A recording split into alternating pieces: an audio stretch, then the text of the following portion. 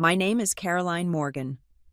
I'm 29, and last month I sat down at a family dinner that changed everything. You know, the kind of meal where the food is warm, the table looks familiar, but the words cut deeper than any knife. My brother had just been promoted. Mom was glowing with pride, and then he turned to me. Sit quietly. You'll never be successful like me. Everyone laughed except me. I stayed calm because I knew something they didn't. Have you ever been dismissed at your own table, treated like you'd never measure up? Stay with me, because before that night was over, one word from the man my brother admired most would turn his laughter into silence. I had not stepped inside my mother's dining room in years. Yet the moment I did, memories rushed back as if I had never left. The faded floral curtains, the clock on the wall that always ran a little slow, and the oak dining table scratched from years of family meals all stood exactly where they had always been. But the air was not the same. It was heavy, tense, thick enough to cut. Mom placed a tray of roasted chicken at the center of the table, the smell of rosemary and garlic filling the room. I sat in my old seat across from my brother Michael. He was dressed like a man who had something to prove, a crisp white shirt, sleeves rolled just enough to show off the expensive watch on his wrist. Every so often he adjusted it like a quiet reminder to us that he had arrived, that he was someone now. Orion really knows how to spot talent, Mom said proudly, her eyes glowing as if she had been the one promoted.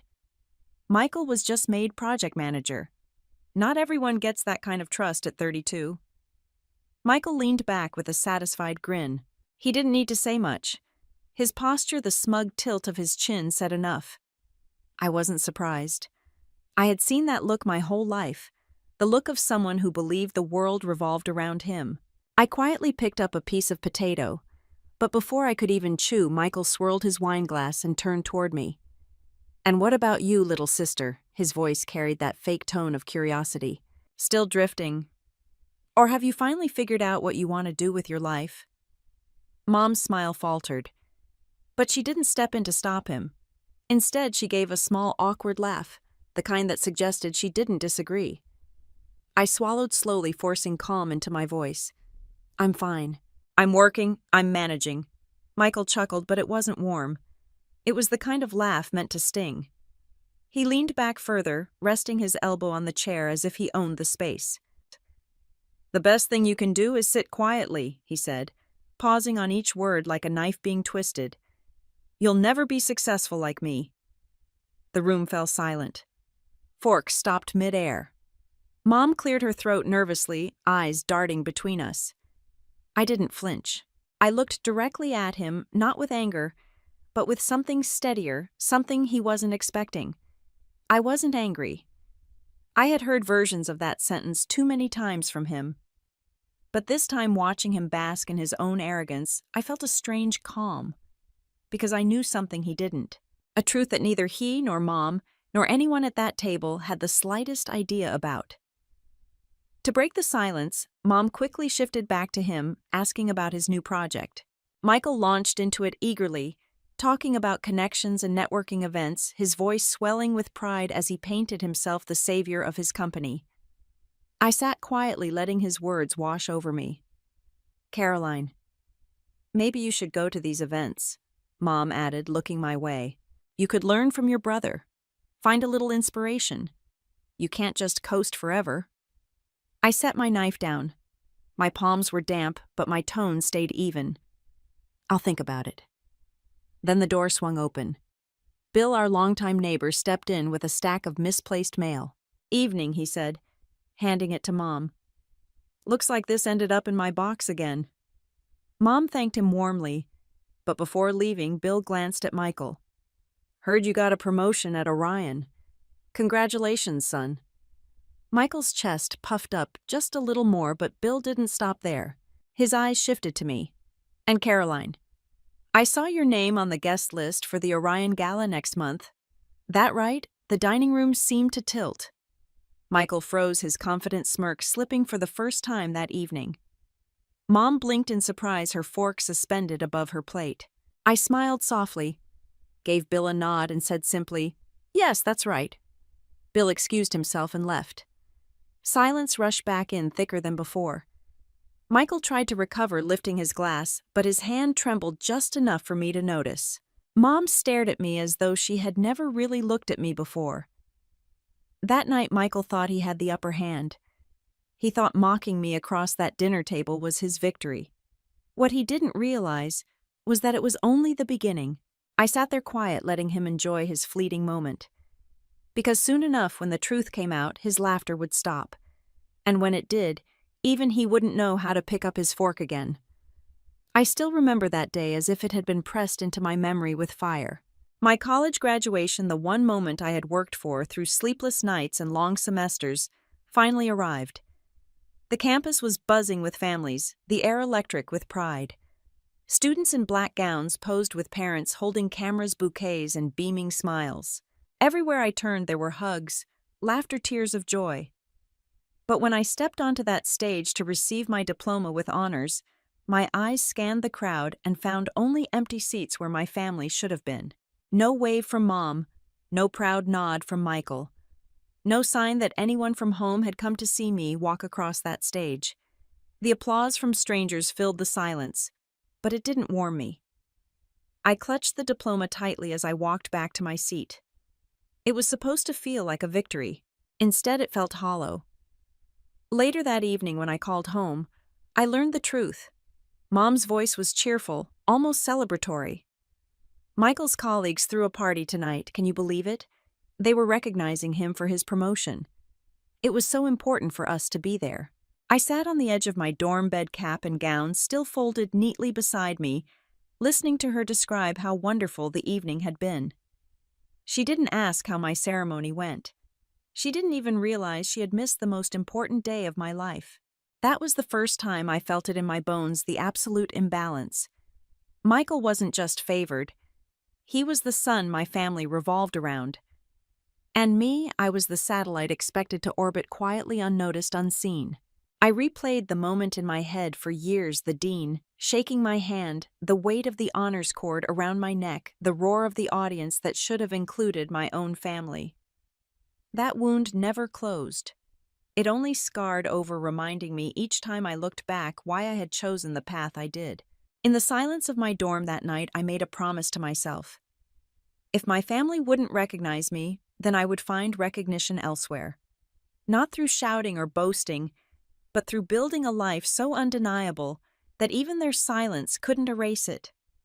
The conflict inside me was sharp. Part of me longed to run back home to demand the same love and attention Michael was showered with.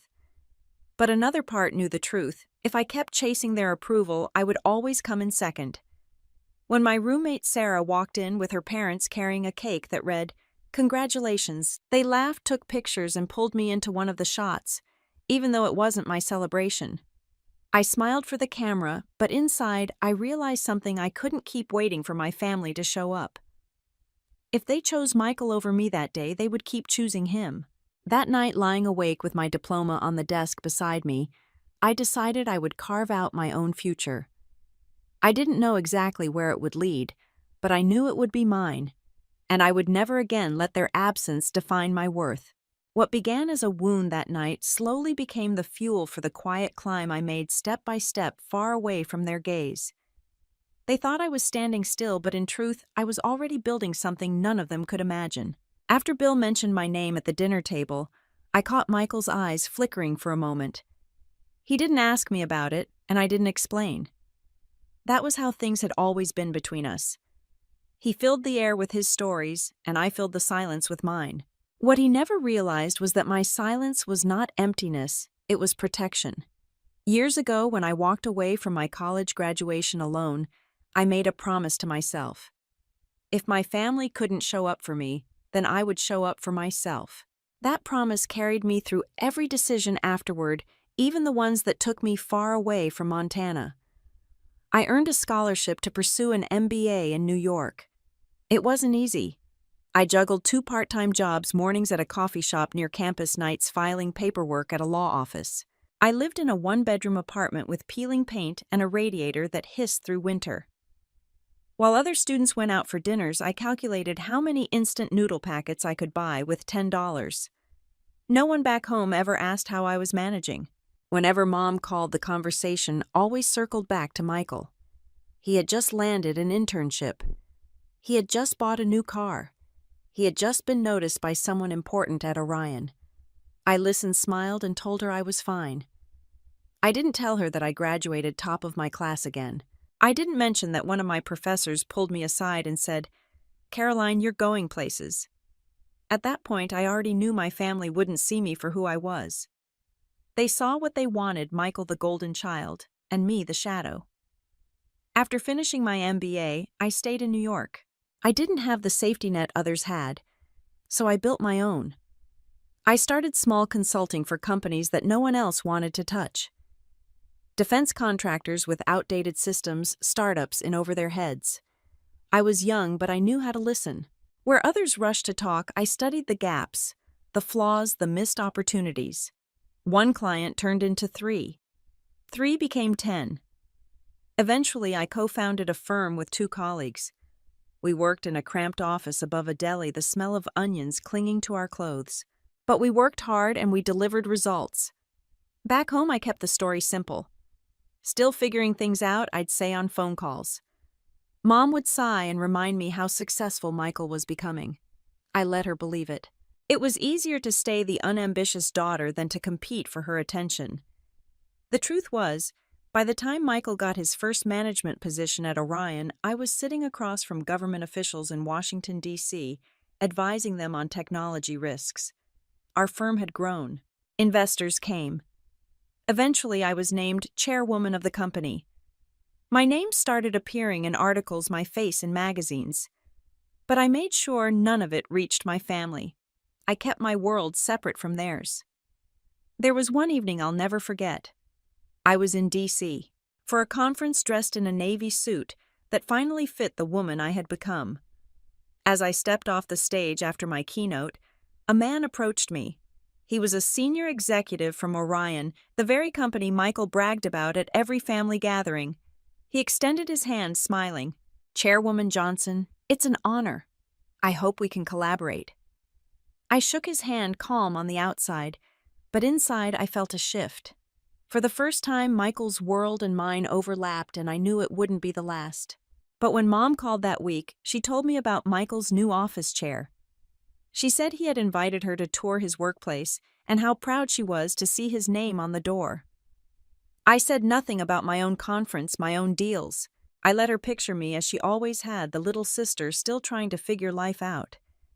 There were times when I questioned myself. Why stay quiet? Why let them think I was the failure? The answer was simple: peace. If I told them, they would turn my victories into competitions. They would either dismiss me or try to use me. Silence kept me free. Still, the silence carried weight. At family reunions, cousins asked if I had found a steady job yet. Michael smirked in the background, pretending not to listen. I laughed it off. I had learned to wear their assumptions like a coat, heavy but familiar. They never realized that underneath I was building something none of them could imagine.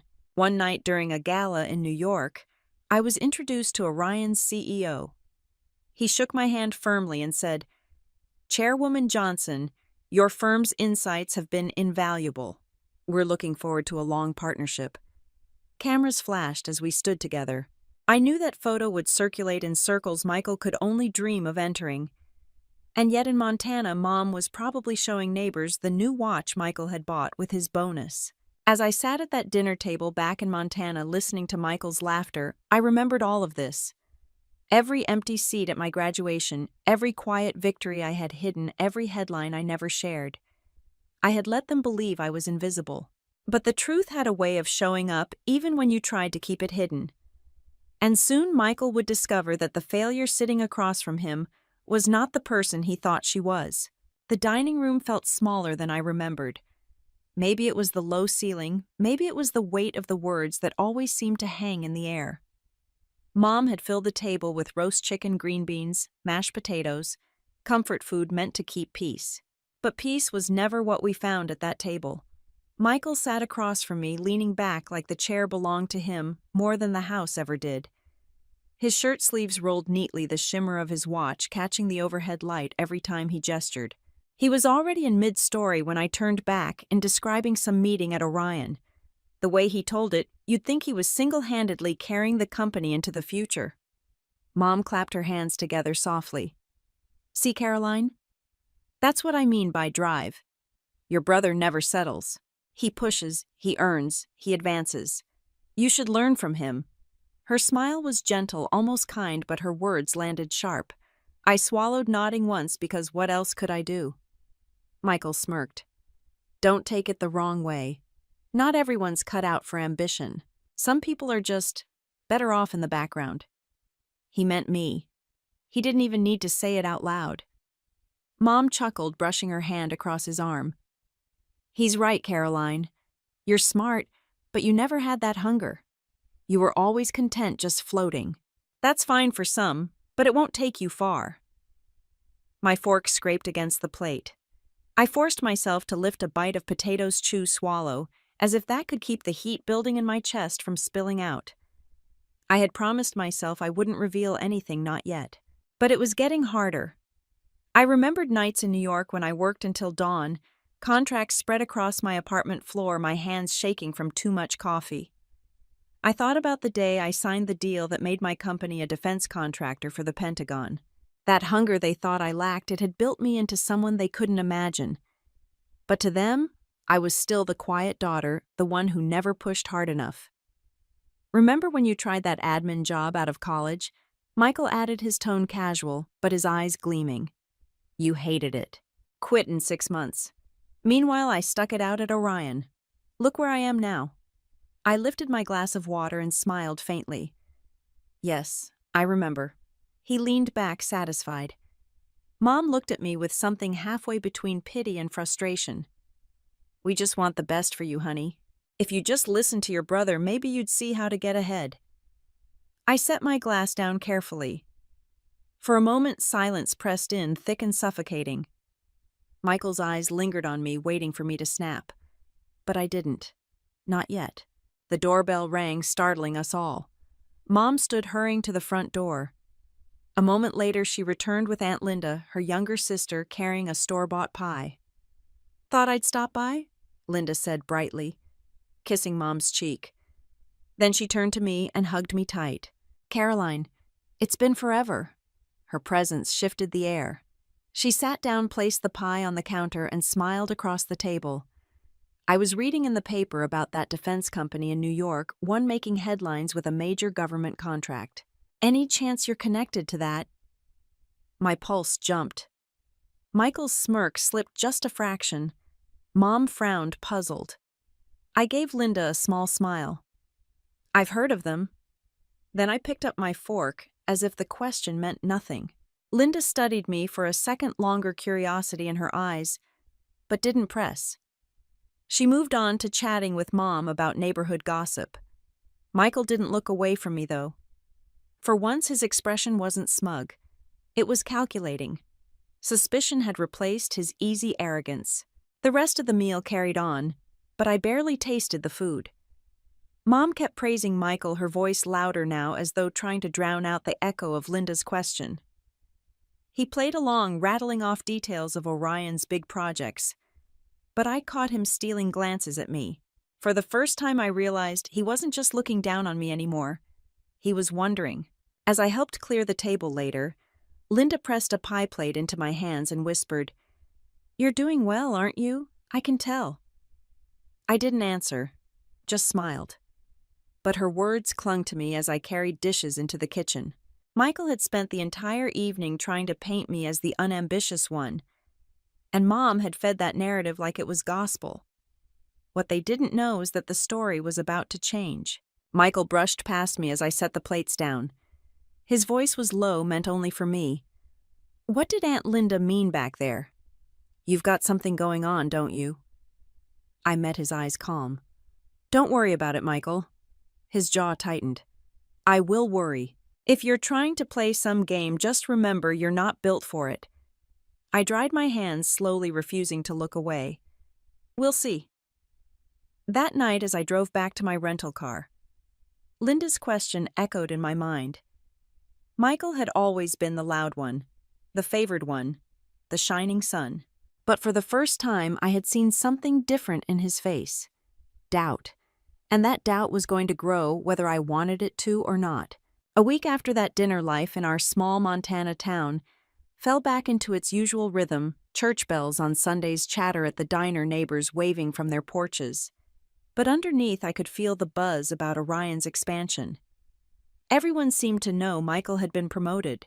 He soaked up the attention like sunlight, and it made him louder than ever.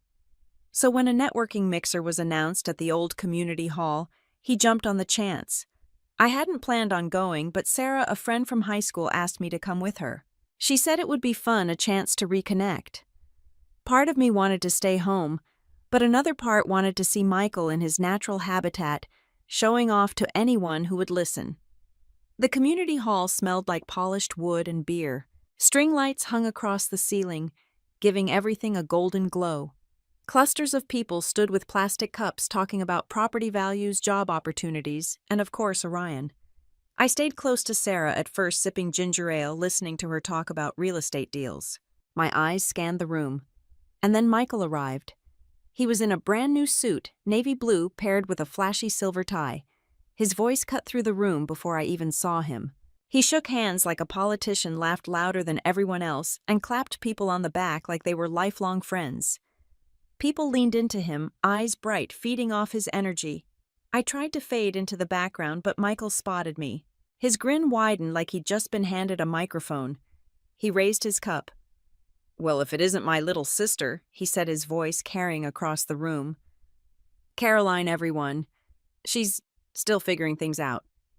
Polite laughter rippled through the group around him. My cheeks warmed, but I stood still, refusing to shrink. Michael wasn't done. "You know, she's tried a little of everything. Admin work, side jobs, nothing that really stuck. But at least she's persistent." This time, the laughter had an edge. Neighbors grinned. One of them, a man I vaguely remembered from church, smirked like Michael had told the funniest joke of the night. I lifted my cup, keeping my smile calm. "Good to see you too, Michael." My voice was steady, but inside my pulse drummed hard. Michael leaned in just enough so his words hit me, while still loud enough for others to hear. "You'll never understand what it takes to succeed, Caroline. Stability, respect, vision. That's why you'll always be behind." His friends roared with laughter.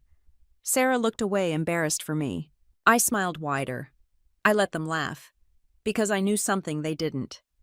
For a flash, I remembered my office in New York. Floor-to-ceiling windows overlooking the skyline. Military officials sitting across from me, listening while I signed agreements. They had called me Madam Chair. And here I was, standing in a small town hall, letting my brother reduce me to a punchline. Back in the moment, Sarah touched my arm. "Want to step outside?" she whispered. I shook my head. "No, I'm fine." Michael was in his element now, bragging about Orion's government contracts. He dropped names, exaggerated details, and made himself sound indispensable. People listened, nodding along, but I noticed something. Each time someone mentioned partnerships or future deals, his eyes flicked toward me. Quick, nervous.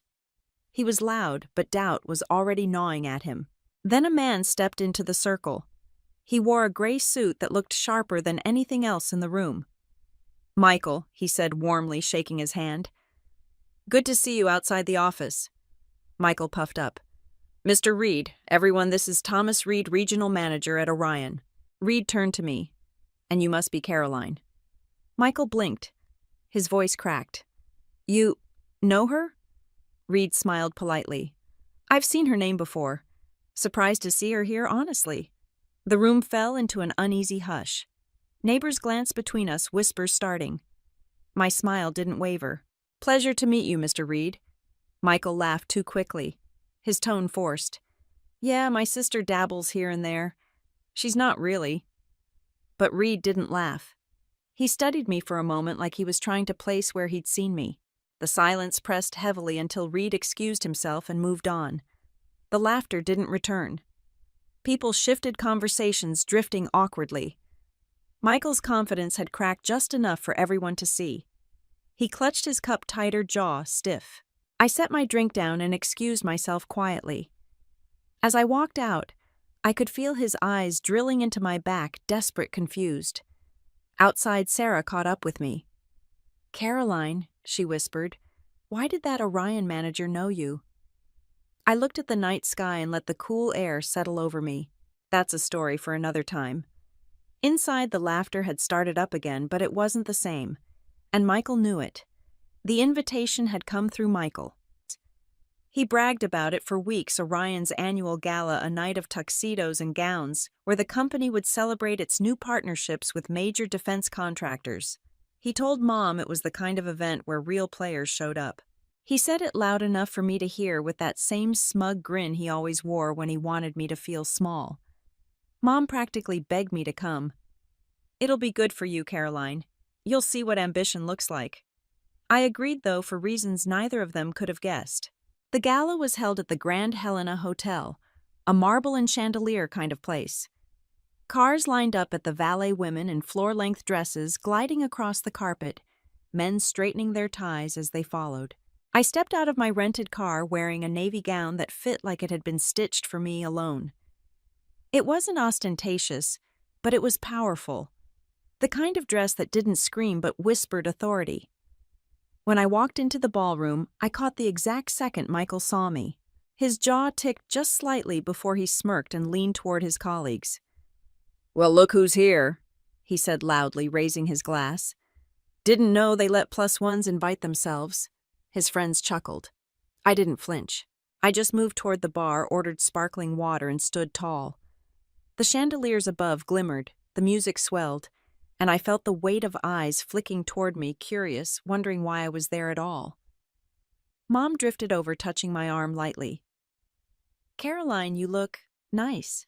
Maybe tonight you'll see what success really looks like."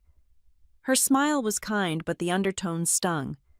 She meant well, yet it carried the same message I'd heard since childhood. Michael was the golden child. I was the afterthought.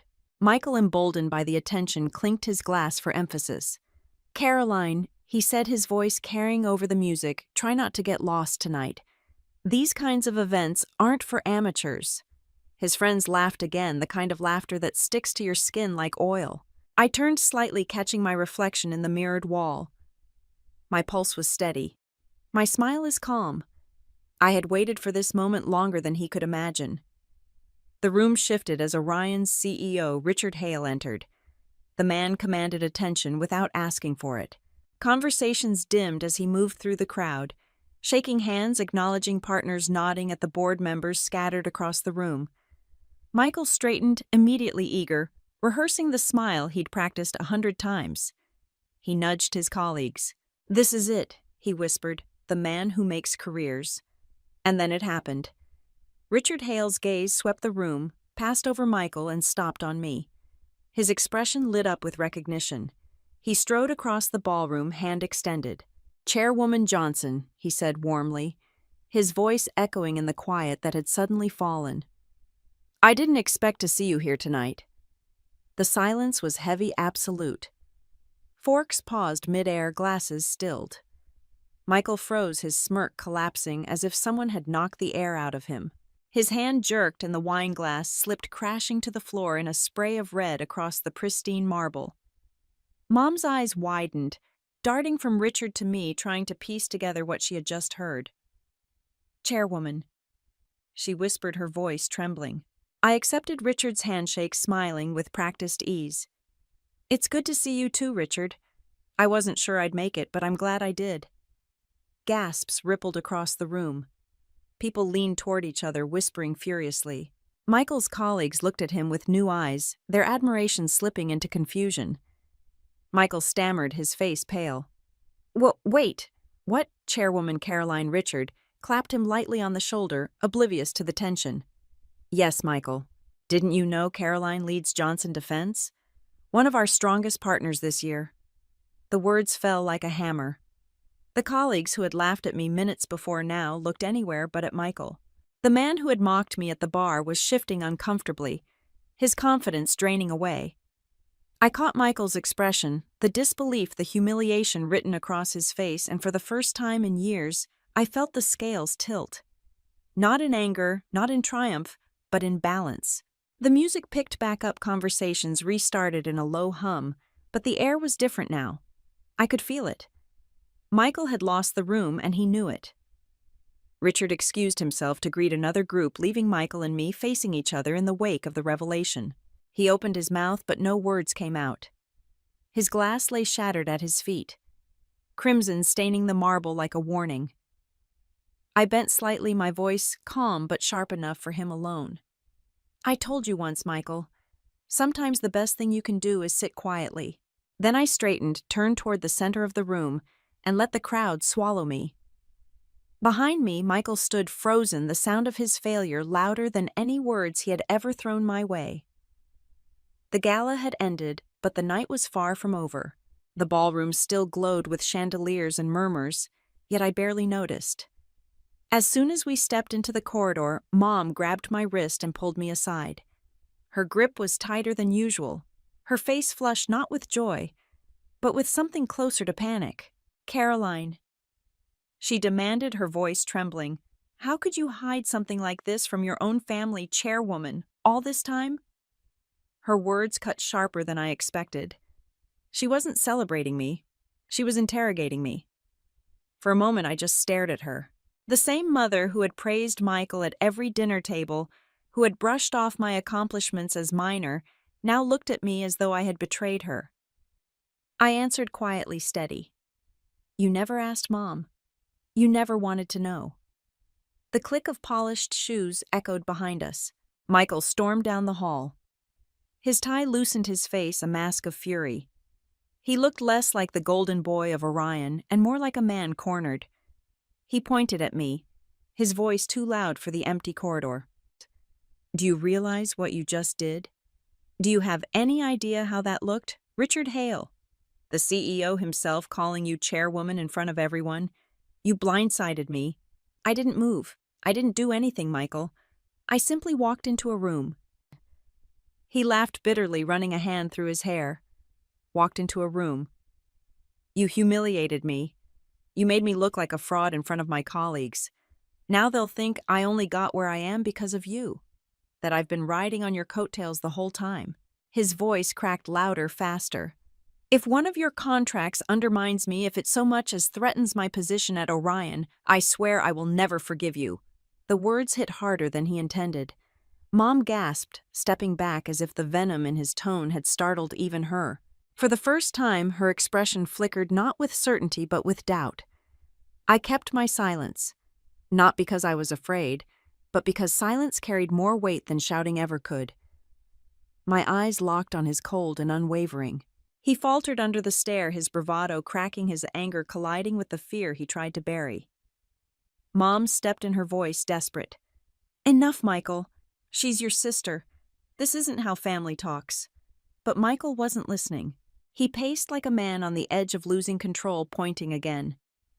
"Don't pretend like you're innocent, Caroline. You've been hiding this from us. From me. While I worked, while I built my career, you were sitting on power, waiting for the perfect moment to humiliate me." Something shifted in that moment. His mask slipped, and all the years of arrogance finally showed for what they were: insecurity dressed as pride. He wasn't the untouchable success he pretended to be. He was a man terrified of losing his spotlight. A soft voice interrupted. "You boys at Orion think you run the world."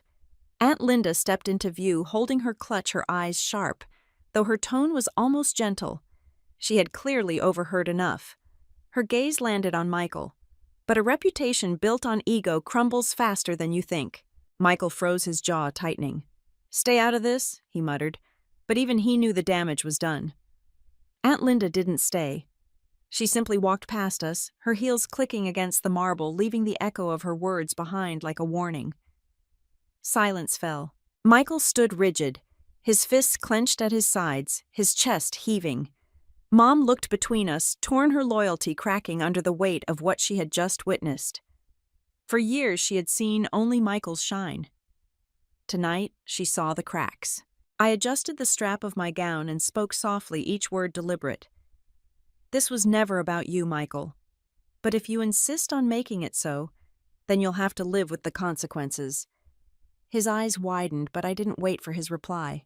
I turned back toward the ballroom, letting the golden light swallow me as I left him standing in the corridor.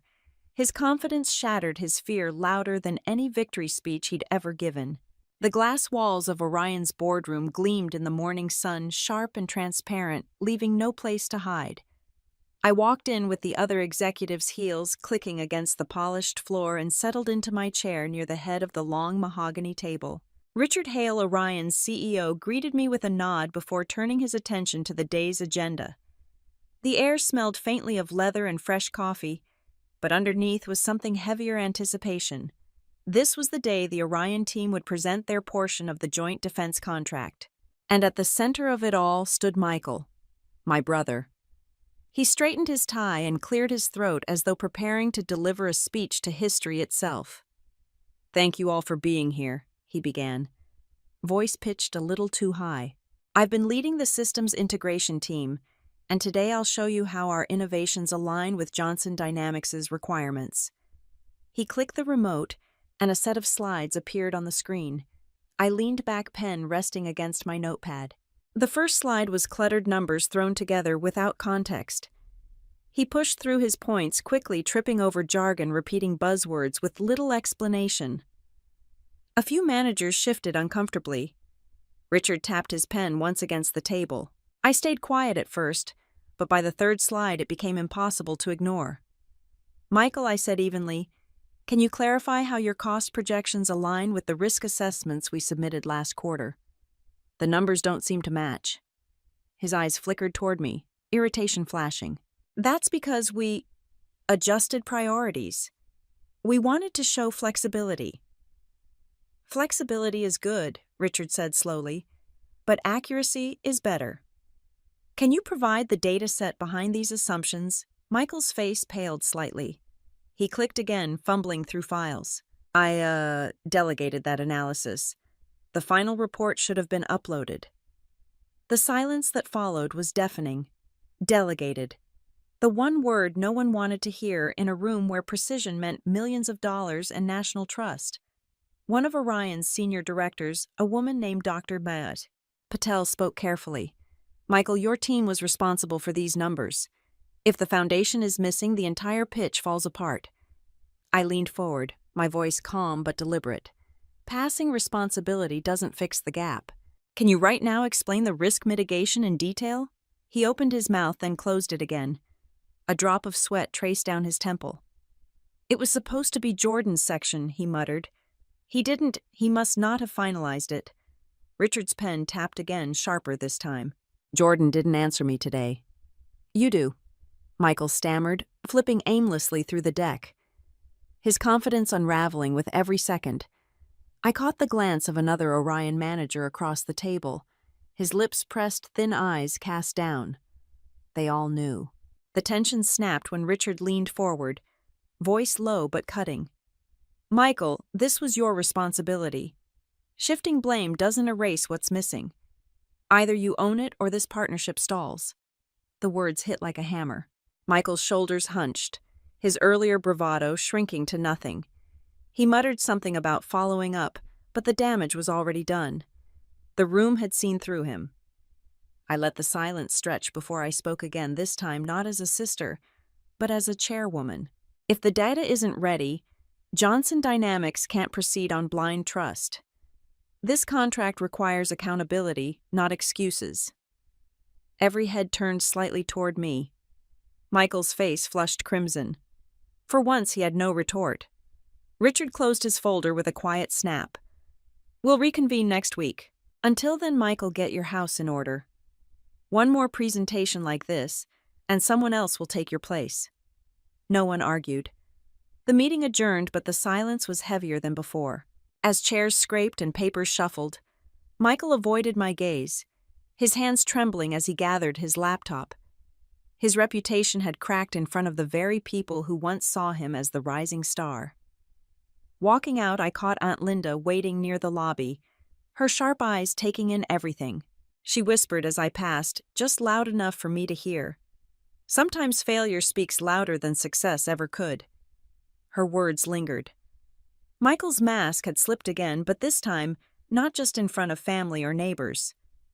It was in front of the very stage he had built his identity on, and that stage was starting to collapse.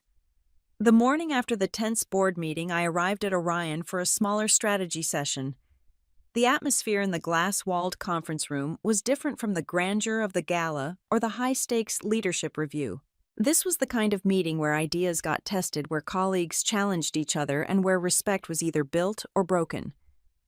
Michael was already there, sitting near the head of the table, his sleeves rolled up as if he had spent the night working hard. But I knew better. He had the look of someone who was overcompensating. I took my seat at the far end, quietly flipping open my folder. A couple of managers nodded politely at me. One of the senior engineers, a woman named Rachel, gave me a brief smile before adjusting her laptop. Michael cleared his throat, waiting for the room to quiet down. "Before we start," he said, leaning forward, "I think it's important to recognize that not all success in this industry is earned the hard way. Some of it is just luck, connections, timing. We all know how some people land in positions they don't really deserve." His eyes flicked toward me for just a second, quick enough that only a few noticed, but sharp enough to make his meaning clear. I didn't move. I didn't give him the satisfaction of reacting. But the air shifted. Rachel's eyebrows knit together and another manager, David, shifted in his chair. Michael pressed on, mistaking the silence for agreement. "Take our latest contract discussions," he said smoothly.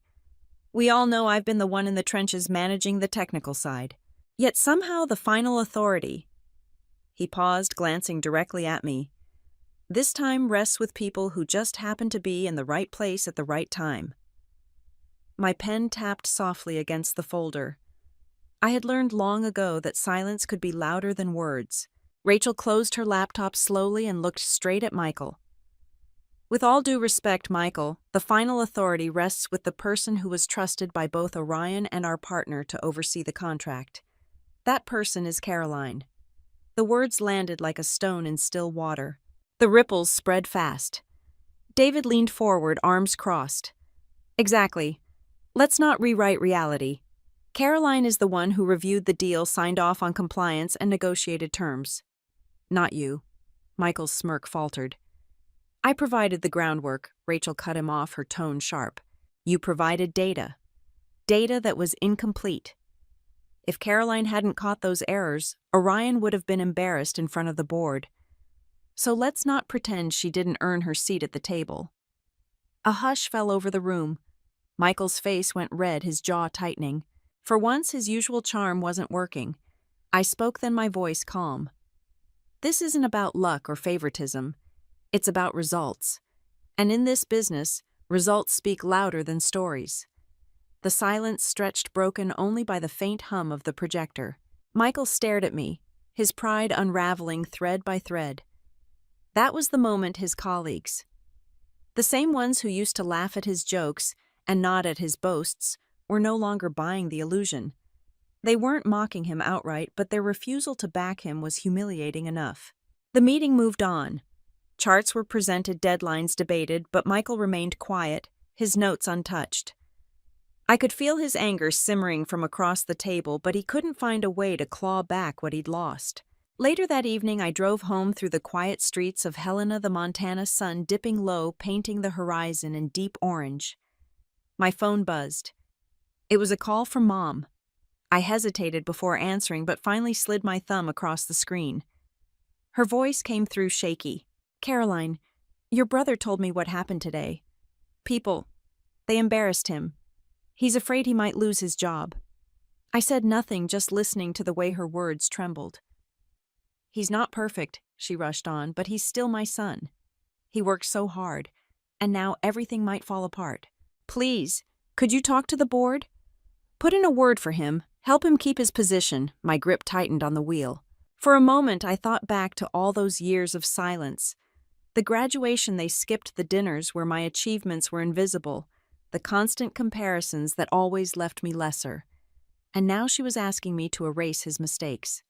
"Mom," I said quietly, "you know I can't do that. This isn't about me punishing him. This is about accountability. He made his choices, and now he has to face them." There was silence on the other end. I almost thought she had hung up, but then her voice returned smaller than before. "I just don't want to see him destroyed." I pulled into my driveway, cutting the engine. My reflection stared back at me from the dark window. Maybe being held accountable isn't destruction, I said softly. Maybe it's the only chance he has to change. Mom didn't reply. I ended the call feeling the weight of it settle over me. The realization came that night not in the boardroom, but in the quiet of my own home. My phone buzzed again, this time a message from Rachel. For what it's worth, you handled today with more grace than most people could. He needed to be exposed. We've all seen it coming. I stared at the message for a long while, then set the phone down. Michael thought the company was his stage, that he could twist every story and play the hero. But now the mask has slipped, and I knew the cracks were only beginning to show. What came next would decide not just his career, but the balance of our family itself. By the end of that week, whispers had already made their way from Orion's corridors to the sidewalks of Helena. Small towns have long memories, and word travels fast when someone falls from a pedestal. I noticed it first at the grocery store. Mrs. Duffy, the neighbor who used to smirk when Michael boasted about his projects, gave me a tight smile and said nothing when I walked by. Behind me, I caught the faint murmur of two other women. Did you hear? His sister is the one running the show, not him? Their words weren't cruel, just tinged with that small-town satisfaction when someone who flaunted too much finally stumbled. At home, I poured myself tea and stared out at the fading light. Karma wasn't abstract anymore. It had legs, and it was walking straight into Michael's life. The next turning point came sooner than anyone expected. Orion hosted a small gathering at a local lodge. Nothing fancy, just a networking mixer meant to smooth things over with clients after a tense quarter. Employees brought their families, and Amanda, Michael's wife, was radiant when she first arrived. She wore a green silk dress, her hair pinned neatly, and she smiled for every camera. But I could see the tightness in her jaw, the way she clutched her wine glass a little too hard. Michael stood beside her, trying to keep his usual charm alive, greeting colleagues with his trademark grin. He laughed too loudly at jokes, and gestured too broadly like a man desperate to keep his mask from slipping. During the evening, I kept my distance, chatting quietly with Rachel and a couple of other managers. But I had a clear view of Michael and Amanda. He leaned down to whisper something in her ear. She stiffened. A few minutes later, she pulled away, her smile gone. As the night went on, the strain grew visible. I heard Amanda's voice rise slightly. Near the buffet table, sharp enough to turn a few heads. You promised me stability, Michael. You swore this promotion meant security for us. Michael glanced nervously around, lowering his tone, but Amanda didn't back down. Her voice carried just enough for the people around to catch every word. Stability, she snapped. All I see is failure and lies. You told everyone you were leading that contract when the truth is, you couldn't even hold your own in front of your team. The room hushed. Conversation slowed as heads began to turn. Michael's face went pale. He reached for her arm, whispering, "Not here, Amanda, please." But Amanda had had enough. She pulled her arm free, her voice cracking but steady. You let your pride ruin everything. You dragged our family's name through gossip, and now people look at us with pity. The words struck harder than anything I could have said, because this wasn't me calling him out in a boardroom. This was his own wife in public, stripping away the facade. I watched colleagues exchange glances, their expressions shifting from polite amusement to discomfort, then to recognition. The truth wasn't just whispered anymore, it was displayed in the open, undeniable. Amanda's voice grew louder, shaking now with raw frustration. You kept saying Caroline was just lucky, but everyone here knows she's the one they trust, not you, and you can't stand it. The humiliation was doubled, social and personal, professional and intimate. Michael stood frozen, gripping his empty glass like it might anchor him. But nothing could stop the tide. I didn't intervene. I simply observed, letting the silence after Amanda's words weigh heavy in the room. Some colleagues looked at me as if expecting me to either confirm or deny. I gave them nothing but a steady, unreadable gaze. Came when Amanda placed her glass down hard on the nearest table and walked straight out of the lodge, her heels echoing on the wooden floor. Michael stayed behind, his composure, shattered shoulders slumped. For once there was no smirk, no witty remark to patch the damage. just a man exposed. Later, as I stepped out into the crisp Montana night, Rachel caught up with me. "That was brutal," she said quietly. "But maybe it's the only way he'll ever see himself clearly." I didn't answer right away. I thought of Amanda's trembling hands, of Michael's pale face, of the ripples spreading wider and wider through our town. For years I carried the weight of his arrogance alone. Now the world was carrying a piece of it too.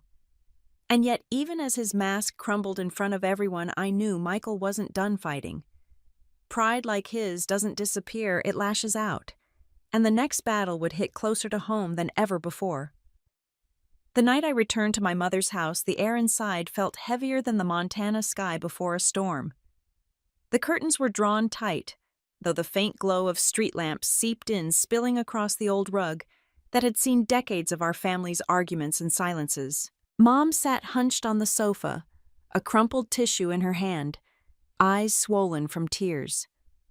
Michael slouched in the armchair opposite her, his hair disheveled, his tie loosened, the weight of defeat written across his face. I stood by the doorway, unwilling to sink into that space, unwilling to let myself blend into the familiar picture of favoritism that had defined us for so long. "Caroline." Mom whispered, her voice fragile as glass. "Please. He's still your brother. Can't you forgive him? Can't you help him just this once?" Her plea was not demanding. It was desperate. The kind of desperation that clings to hope, even when hope is gone. She wanted our family to look whole again, to erase the fractures as if words could glue them shut. I met her gaze steady and unflinching. "Mom, this isn't about forgiveness. This is about choices. He made his, and now he has to live with them." Michael let out a bitter laugh, the sound low and jagged. "You think—" "I don't know." His voice trembled, the mask of arrogance slipping for the first time in years. "You think I haven't realized how badly I've failed? I've been jealous of you since we were kids, Caroline. Always. You were the quiet one, the overlooked one, but you still managed to build something real. And me." His eyes darted away, his shoulders sagging. "All I did was pretend I was better." Mom pressed the tissue to her lips, muffling a sob. The admission was raw, almost unbelievable coming from him. For years I had been the shadow in this house, the silent one, while he filled the space with noise. Now here he was, unraveling in front of us both. "I never needed your approval, Michael," I said, my tone even but sharp enough to cut through the silence. "All I ever wanted was respect. And you couldn't even give me that." His head snapped up, eyes wide, but there was no retort, no smirk. Only a man stripped of excuses. Mom reached across the coffee table, her hands trembling as she tried to grasp mine. "Please, Caroline. If you don't help him, he could lose everything. His career, his future." I gently pulled my hand away. He already lost what matters most, the respect of the people around him. That's not something I can restore for him. He has to earn it himself. The silence that followed was suffocating. Michael leaned forward, elbows on his knees, his face buried in his hands. I don't know how he muttered, voice breaking. I don't even know where to start. I stood taller, pulling my coat from the back of a chair. The sound of the fabric brushing against the wood filled the room louder than it should have been. My voice was calm, final. "Then maybe it's time you learn. Without me cleaning up after you. Without Mom making excuses. On your own." Mom's sobs grew quieter, as if even she knew nothing could turn the tide. Michael's shoulders shook, though whether from anger, shame, or grief, I couldn't tell. But I knew one thing: this was the first time in his life he had to face himself without a shield. Came in the way, I walked toward the door, heels steady against the worn wooden floorboards. Each step felt like shedding years of silence, of comparisons, of being the one underestimated. At the doorway, I turned, letting my eyes sweep over them one last time. Mom's head bowed in her hands. Michael slumped and broken, finally exposed for who he truly was. "I don't hate you," I said, my voice low but unwavering. "I just refuse to live in your shadow anymore." With that, I opened the door. The cool Montana night rushed in, sharp and bracing, wrapping around me like freedom. I stepped outside, not looking back. The family I left behind was fractured, left to face the consequences of years of denial. But I was done carrying their weight. A new chapter was waiting when I would write on my own terms. The city welcomed me back with the hum of yellow cabs and the glow of skyscrapers against the night sky. New York had always been where I built my life in silence, brick by brick, while my family in Montana believed I was wandering without purpose. Returning here after everything that happened felt different. I wasn't slipping back into anonymity. I was stepping into my own space with clarity. At my office the next morning, sunlight poured through the floor-to-ceiling windows, scattering across the polished table where my team had gathered. Reports, charts, and deadlines filled the conversation, but underneath it all was a sense of stability. I looked around at the people who respected me for my work, not my last name, not the illusion of success. Respect was earned here every single day, and it was mutual. Between presentations, my mind wandered back to Montana. To the dinner table where it all started, Michael's smirk still vivid in memory. "The best thing you can do is sit quietly. You'll never be successful like me." His words had stung at the time, sharp enough to silence the room. Now they barely registered as more than a bitter joke. I thought of how quickly that confidence had crumbled when the truth surfaced. How colleagues stopped shielding him, how his wife's anger spilled out in public, how even Mom could no longer deny the truth. That night at the table had been his stage, but the gala, the meetings and the confrontations that followed revealed the real story. And it wasn't mine to write, it was his. The irony wasn't lost on me. He had mocked me for being quiet, for not flaunting every step of my path. Yet in the end, the silence I carried was my strength. My work spoke louder than any boast. My patience outlasted his pride. As the day wound down, I lingered in the quiet of my office. The city stretched out before me, vast and unbending, just like the journey I had taken to get here. For years I had let their voices define me, the comparisons, the dismissals, the favoritism. But standing here now, I realize something simple and powerful. Success never needed their permission. Respecting myself has been the turning point. I didn't need Michael's approval. I didn't even need Mom's acknowledgement. What I needed was my own recognition of the work I had done, the battles I had fought alone, and the victories no one had cheered for. The past weeks had been messy, painful, and raw. Yet walking through them, I found a clarity I had never known. Family could break you, but they could also sharpen you. Their doubts became the fire that forged my resolve. Their mockery became the backdrop to my quiet rise. In a small private moment that afternoon, my assistant knocked on the door, bringing in a new contract draft. On top of the folder was a note from the Orion CEO. "Glad to have you as our partner. Your leadership speaks for itself." I held the note for a moment, feeling the weight of what it meant. Not just validation, but recognition from the very circle where Michael had once believed he was untouchable. I leaned back in my chair, a faint smile tugging at my lips. That dinner, that cruel remark, it no longer had power over me. If anything, it was proof that life has a way of circling back, handing people the mirror they try so hard to avoid. And now, to anyone listening to this story, I want to leave you with this: success doesn't come from applause at the dinner table. It doesn't come from siblings who mock you or relatives who overlook you. It comes from the quiet, consistent steps you take when no one is watching. It comes from respecting yourself enough to keep building even when they doubt you. If you've ever been underestimated, laughed at, or told you would never make it, I want to hear your story. Share it. Let others know that respect for yourself is the greatest victory you can claim. Because at the end of the day, titles fade, but self-worth, that is where... No marriage registration means you have no rights, Marcus smirked, lounging on our leather couch with an air of superiority that made my skin crawl. "Jessica and I have discussed it, and she'll be moving in next week. You can take the guest room or leave, your choice."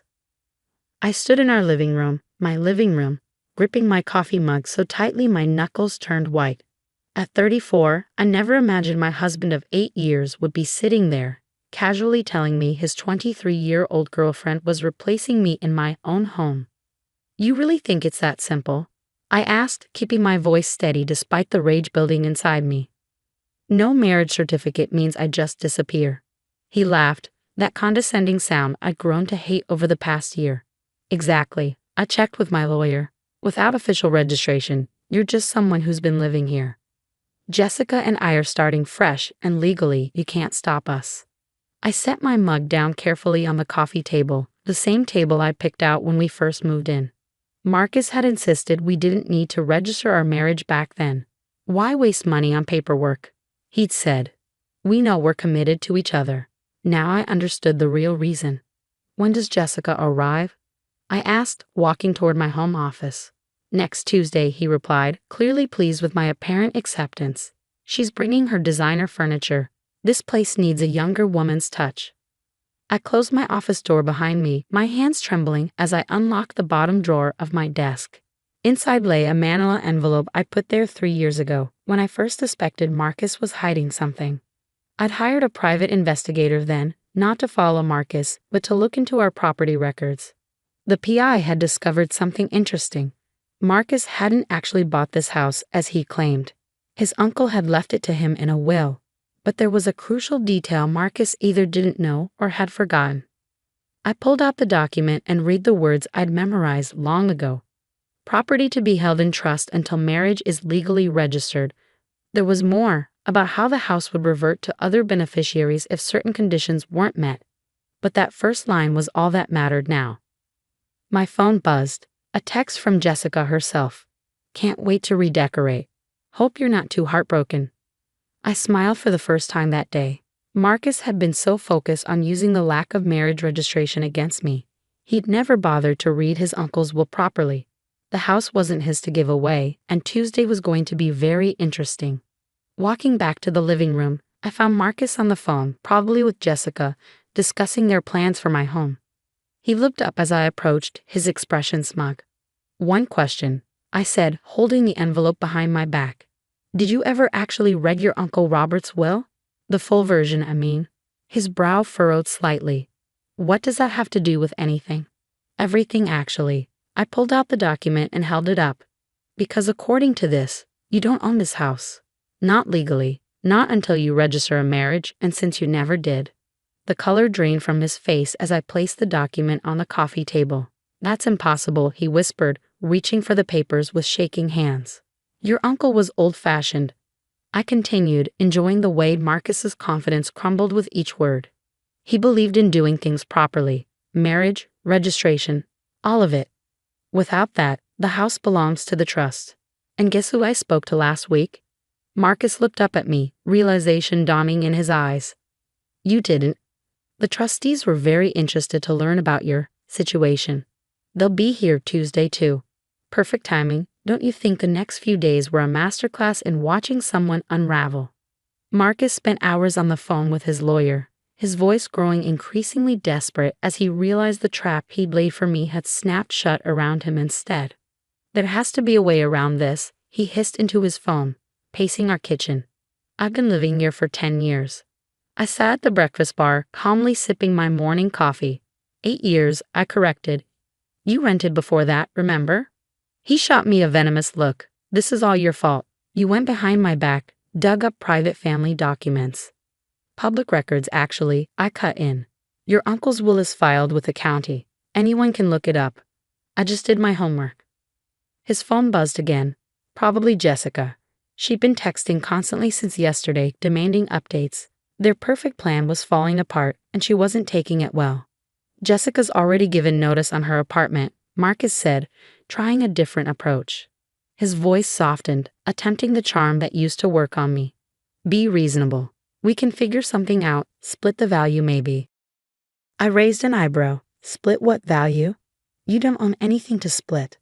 The trustees were very clear. Without a legally registered marriage, you're just a tenant who's been living here rent-free. The doorbell rang, making Marcus jump. I checked my watch. Right on time. That'll be Mr. Patterson from the trust, I said, standing up. He wanted to do a preliminary inspection before Tuesday. Marcus grabbed my arm as I passed. Wait. We can fix this. We could register our marriage now quickly. I gently removed his hand. You already announced your intentions to move your girlfriend in. Pretty sure that violates the spirit of the marriage requirement.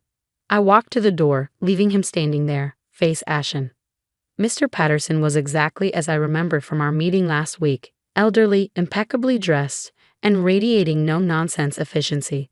Mrs. Walker, he greeted me formally, using my maiden name. Everything in order. Come in, I said, leading him to the living room where Marcus stood frozen. Mr. Patterson, this is Marcus. Marcus, this is your uncle's estate trustee. The look Mr. Patterson gave Marcus could have frosted glass. Ah yes, the nephew who thought he could circumvent his uncle's wishes. He pulled out a folder. I've brought the relevant documents. Your uncle was quite specific about his expectations for this property. Marcus sank onto the couch, all pretense of control evaporating. Uncle Robert wanted me to have this house. He told me. He wanted you to have a proper marriage and family here, Mr. Patterson corrected, not to use it as a bachelor pad while playing house with various young ladies. I bit back a smile at Marcus's expression. Mr. Patterson had done his research thoroughly. The trust position is clear, he continued, laying out papers on the coffee table. You had 8 years to fulfill the conditions of inheritance. You chose not to. Therefore, the property reverts to the trust's control. Marcus's phone buzzed again. He glanced at it, then quickly looked away. I caught a glimpse of Jessica's message. The movers are all booked. Can't wait. How long do I have? Marcus asked, his voice hollow. The trust requires vacant possession by next Friday. Mr. Patterson replied. That's 10 days to make alternative arrangements. He turned to me.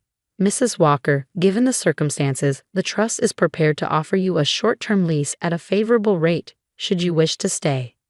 I smiled, thinking of the apartment I'd already viewed. Thank you, but I have other plans. Marcus's head snapped up. You knew this was coming. You've been planning this. Unlike you, I said quietly, I believe in being prepared. After Mr. Patterson left, Marcus sat in silence for a long time, staring at nothing. Finally, he looked at me, really looked at me, perhaps for the first time in years. When did you figure it out? He asked. About the house. 3 years ago. About Jessica. Last year, when you started pushing back against registering our marriage. You got sloppy with your texts. He nodded slowly. And he waited all this time? I waited until you showed me exactly who you are, I replied. Until you tried to use the lack of registration against me. Karma's interesting that way. Tuesday arrived with all the drama I expected. I was in the kitchen, packing the last of my cookware, when I heard the commotion outside. Jessica had arrived with her moving truck, right on schedule. What do you mean we can't move in? Her shrill voice carried through the open window. Marcus, you promised me this house. I walked to the front door just in time to see Mr. Patterson and 2 other trustees intercepting Jessica and her movers. Marcus stood to the side, looking like he wanted to disappear into the perfectly manicured lawn he'd always been so proud of. Miss, Mr. Patterson was saying, his tone clipped, this property is under trust management. No unauthorized occupancy will be permitted. Jessica turned to Marcus, her perfectly made-up face contorting with rage. You said this was handled. You said your wife had no rights. Technically, I called out from the doorway. He was right about that part.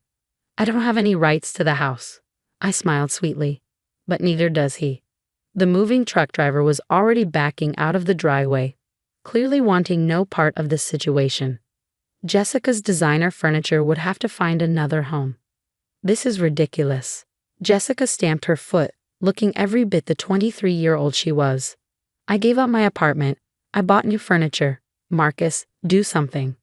But Marcus just stood there, defeated. He'd spent the last week frantically searching for loopholes, calling in favors from lawyer friends, even trying to contact other family members who might influence the trust. Nothing had worked. The trust position is final, Mr. Patterson stated firmly. The property must be vacated by Friday. Any attempts to occupy it without authorization will result in legal action. Jessica's face crumpled as reality finally sank in. But where am I supposed to go? That's not our concern, Mr. Patterson replied. Turning to me, his expression softened slightly. Mrs. Walker, I trust you'll be finished moving out by tomorrow. I nodded. Everything's almost packed. The lease on my new apartment starts today. Marcus's head snapped up. You've already found a place. Like I said, I replied, I believe in being prepared. Later that evening, as I packed the last of my personal belongings, Marcus made one final attempt to talk. We could still fix this, he said. hovering in the doorway of what had been our bedroom. Register the marriage, make it official. We could have the house back. I closed my suitcase and turned to face him. You still don't get it, do you? This was never about the house. It was about respect, about building a life with someone who values you. You failed at both. What about Jessica? He asked quietly. What about her? You promised her something you didn't own, just like you promised me a marriage you never intended to honor. He had no response to that. The next morning, I handed my keys to Mr. Patterson. My new apartment was smaller but bright and airy, with a balcony perfect for the herb garden I'd always wanted to start. As I unpacked, my phone buzzed with a message from my friend Deanne. Just drove by the house. Jessica's furniture is sitting in Marcus's parents' driveway. His mom looks furious. I smiled, imagining the scene.